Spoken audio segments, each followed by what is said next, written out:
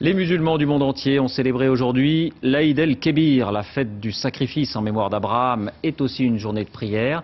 La France, il faut le savoir, devrait voir s'accélérer dans les années à venir la construction de mosquées dans les grandes villes. Pendant longtemps, elles ont fait peur. Aujourd'hui, ces lieux de culte sont, semble-t-il, en voie de banalisation.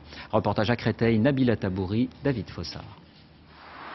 Créteil, son église, sa synagogue et désormais sa mosquée flambant neuve.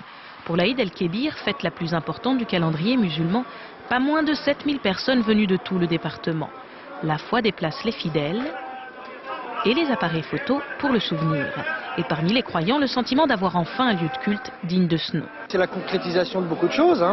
Ça permet donc aux musulmans d'avoir un lieu de prière, d'être reconnus par rapport à la société, par rapport aux administrations. Il y a un seul lieu pour tout le monde, pour les jeunes et pour tout le monde. Et ça n'a pas de prix. C'est la preuve de la mixité, de la tolérance et la bonne image de l'islam. 4000 personnes à l'intérieur. Et à l'extérieur, des milliers d'hommes et de femmes côte à côte pour la prière.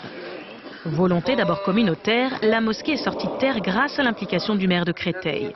5 ans ont suffi pour réaliser le projet et convaincre les plus réticents, mais au début, ce n'était pas gagné. Il y a parmi la population des gens qui font l'amalgame entre l'islam et la violence, l'islam et le terrorisme, qui acceptent difficilement les différences. Donc c'est tout ce débat qu'il a fallu mener au nom de la République, au nom des valeurs de fraternité, mais aussi d'égalité. Avant l'ouverture de la mosquée, les fidèles musulmans estimés à 18 000 priaient dans des immeubles d'habitation comme celui-ci, dans des locaux exigus et inadaptés. Des conditions qui ont aussi permis de convaincre les riverains.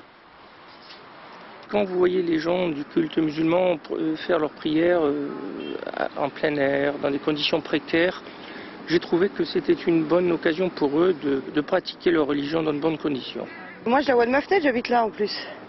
Et ce matin, quand je l'ai vu, avec les lumières et tout, ça me fait penser un peu à Sherazade, les Mille et une nuits. La mosquée de Créteil aura coûté 5 millions d'euros, dont 3,5 millions financés par les dons des fidèles. Comme une église ou une synagogue, cette nouvelle mosquée se fond désormais dans le paysage de nos cités.